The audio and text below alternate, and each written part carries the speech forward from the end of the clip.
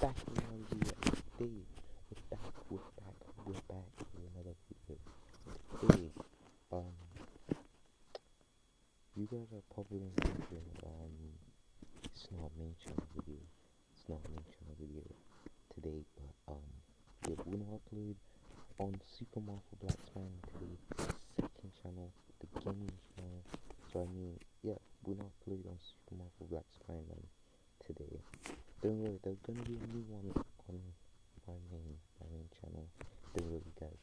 But welcome back to SuperMarvelSpider-Man second channel. Random stuff here. But anyways, guys, today we're reacting at the stroll trip. Whether I go back to the games that we played back in the early 2010s. The last time I uploaded a stroll trip was the Angry Birds series, and that was really good. And guys, I'm still trying to find a way how to play some of the Angry Bird games. Okay, oh my days. Okay, I used to have this iPhone with playing more mobile games. Oh my days. Oh, my old tablet. Oh my days. I held all the games in there. I probably can't. Unfortunately, I do not have that anymore. But yeah. Guys, comment if there's a way to get the original Angry Birds back. I know, even though it's not on the Google Play Store anymore, it's different. But anyways, we're gonna talk about another legendary game that I played back then, and this was Plants vs Zombies. Now, this is the game I played on the Nokia, the phones that people had back in the 90s or 2000s. These were good phones. But we want to talk about Plants vs Zombies, the game I played on Nokia. Plants vs Zombies 1 was mediocre perfection. Reviewers couldn't find even one thing wrong with its simple, addictive gameplay. Compare this to the recent Plants vs Zombies 3, which people have called a game that straight up comes from a garbage can, in which watching 30-second ads for double coin rewards is more fun than the game itself. Let's explore how Plants vs Zombies eventually lost its way from an amazing tower defense game fall into the extremely predatory mobile game landscape. Firstly, what made the original so damn good?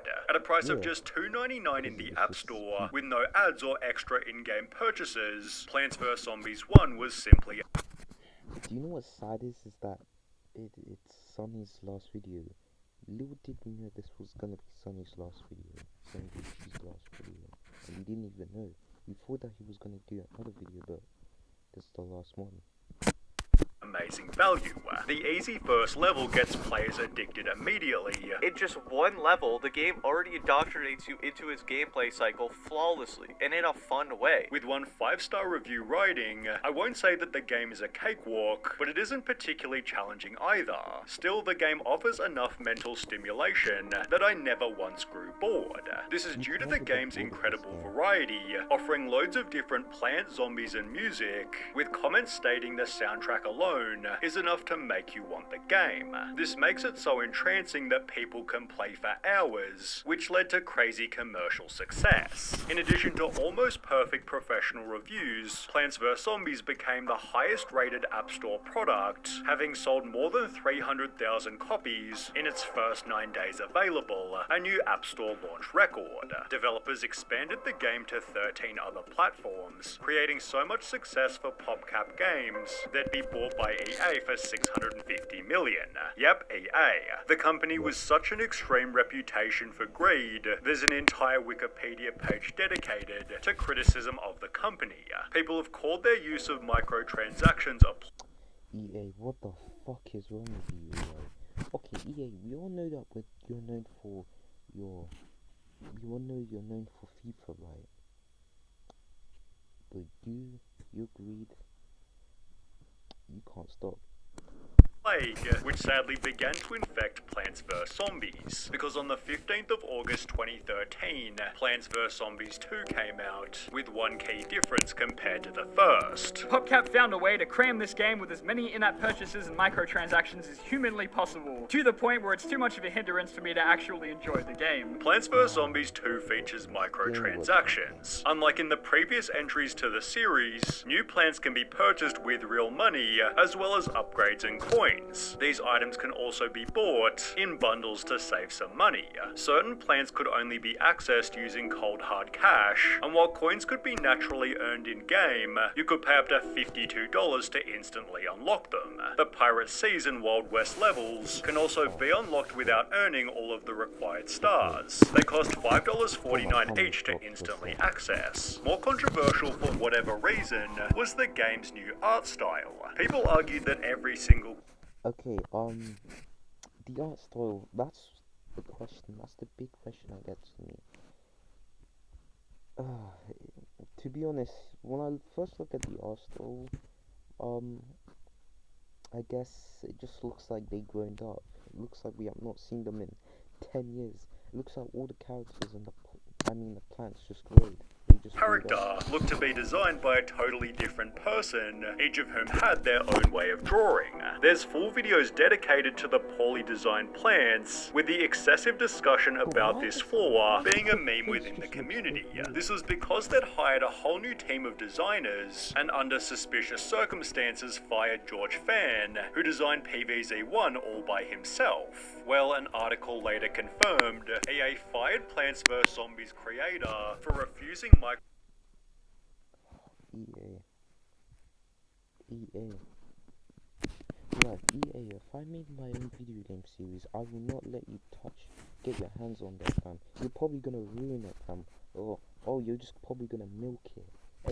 Microtransactions in sequel, explaining that George had lost his job as he didn't agree with the pay-to-win model. It partially confirmed this by tweeting, regarding recent rumors, it is true I was laid off by EA/PopCap, and also true that I was against making PvZ2 a freemium game. That's all I'll say on the matter for now. Sure do miss paying for a game once, and unlocking cool things by actually, playing that game. You and me both, man. These elements led to videos claiming Plants vs. Zombies 1 is better than Plants vs. Zombies 2, but that's not to say that the second game was awful. It featured so many different plants it's hard to even count them, and offered 312 videos claiming Plants vs. Zombies 1 is better than Plants vs. Zombies 2, but that's not to say that the second game was awful. It featured so...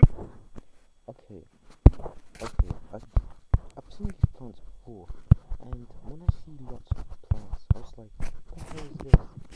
Let's just count them. Oh, flip, just put them off. Okay, we got iceberg, lettuce, powered lip. Okay, we're just gonna continue. Many different plants it's hard to even count them, and offered 312 levels compared to just 50 in PvZ1. These PvZ2 levels were each set at varying levels of difficulty, better serving a wider range of players. The second game therefore also received amazing feedback. Okay, I know you guys are going to probably say, I didn't play Plants vs. Zombies 2. I only played a little bit of it. I mean, to be honest, I didn't really like the second that much.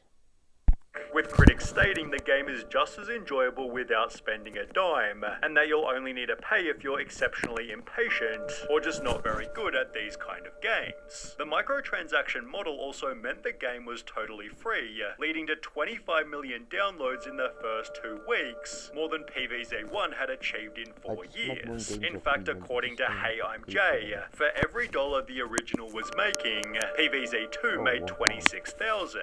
That therefore make the original free for every player, although this meant people would be paying with their time. It's free now, which naturally means that the game absolutely bombards you with ads. God, I love mobile games. Okay. This is one thing I do not like about mobile games. It's every time flipping ads, especially when you want a gift, yeah. They always say, you need to watch an advert before you get this. What the hell? There are ads before and after levels now, and even during, where the game tries to distract you as much as possible to watch a video for an extra item. Before every level you have to watch an unskippable ad, then sit there prompted to download what you watched. At the end of every level, you're forced to briefly play a different mobile game, with the hope that you'll download it later. Items can be earned by watching further ads, which are even served to those who initially paid for the game. You could say it's even more annoying than the microtransactions. Nah, I have a feeling the game's just trying to annoy us, trying to piss us off. Model, which was earning so much money for PvZ2 that started to build Plants vs Zombies 3. In the meantime, developers took a detour and put out Plants vs Zombies Garden Warfare. This third-person shooter was certainly different, but extremely well received, achieving consistent reviews of 7 out of 10 or higher. Garden Warfare was surprisingly amazing. I remember spending definitely over 500 hours grinding it as a kid. They'd therefore released Garden Warfare 2, which was even more successful than the first, confirming the third-person shooter style was perfect for the series. So when they'd announced what was basically Garden Warfare 3, developers likely expected another successful title. It was called Plants vs Zombies Battle for Neighborville, which featured an epic trailer in 2019, gaining over 15 million views from super excited fans. But with people eventually stating, "This whole trailer was fantastic and I love it. Too bad I love the trailer more than the game." the game was a total flop. Plants vs Zombies Battle for Neighborville is one of the worst games you've never heard of. Extensive posts like this called it a complete and utter disaster in almost every way, and one of, if not the worst multiplayer game I have played in 2019. It referenced problems such as bugs and graphical errors, textures and map design are absolutely horrible, whilst the characters all control awfully and feel very unenergetic, since the sound design is absolutely garbage. Then, of course, there were the microtransactions. These need to be unlocked, and the way you unlock these characters is through a specific challenge called giving EA $30. But the game already costs $30 to buy, and you expect players to spend that twice in order to play the new characters? As mentioned, the game already cost $40, but demanded an extra $30 to unlock every character, which could be unlocked by grinding the game, but would take about 3 months to earn one costume. Players therefore dismissed the game completely, writing, "As a player who played the 2 previous games of this one, I can say that this game is a joke on the Plants vs Zombies franchise. Bad graphics, boring gameplay, boring characters. Compared to Garden Warfare 1 and 2, this game is very bad. They'd therefore stop updating it after only 11 months, leading to comments like, 'It is so sad how fast this game died. If it had a little more time to develop and didn't have microtransactions, then it would have never disappeared.' But apparently the franchise didn't learn their lesson, as during that very same year, Plants vs Zombies 3 was nearing completion. They'd had 7 full years since PvZ2, setting high expectations for PvZ3. However, when the first What the hell is this design? Just let me look at this. learned their lesson, as during that very same year, Plants vs Zombies 3 was nearing Tell me, what the hell is this? Tell me, what the hell is this? Tell me, what the hell is this? Just tell me, what is this, man? What am I looking at, fam? I'm looking at someone just made Play-Doh or stop motion. Mate, it looks like a stop motion animation software. completion. That had 7 full years since PvZ2, setting high expectations for PvZ3. However, when the first bit of gameplay was posted to YouTube, people instantly disliked it. PvZ1, skill. PvZ2, wallet. PvZ3, won't download it. Why? For starters, the game was now in portrait, which to be honest was probably more convenient, but at the same time it looked extremely weird. The lawn is literally horizontal. Why? Why is the display vertical? The game had also gone from 2D to 3D and had another change in art style, prompting memes such as this. It is evolving just backwards. The new pea shooter model looked absolutely awful, which sadly couldn't be upgraded through microtransactions. With videos like Plants vs Zombies 3 is mechanically broken, gaining over 2 million views, PvZ3 was taken off the App Store. They'd re-release it 1 year later, to which people said said compared to the alpha this looks great. However, again it still wasn't good enough. This happened again in 2022, then again in 2024, receiving the same feedback at every single point. The game was simply boring. There is just nothing to do in this game, man, besides grind the stupid main quest that just sucks. 90-something levels of doing the same thing over and over and over is so boring. I've just spent 3 hours playing the 4th beta of PvZ3, and I gotta say, how does EA get away with this? The game is 10,000% dumbed down, no Okay, I think EA is better than focus on their FC26 series. more collecting plants, no more input on plant choosing, sun is now worth 1 and plants cost 1 to 5 plus, animations feel capped at 10 FPS, gameplay feels unfun, others complained it just had a scummy feeling. Right out of the gate, it seems to just have that manipulative mobile game feel about it. You know that feeling. Everything about this game feels off. It's like I'm watching an App Store ripoff of PvZ. As a result, it's still in development 5 years after its first alpha launch. Plants vs Zombies. I just hate how these mobile games are just like, it's always in greed. The companies makers just, I guess they just don't. They're not patient. They're just not patient. Anyways, guys, if you guys enjoyed it, make sure you guys like, share, subscribe.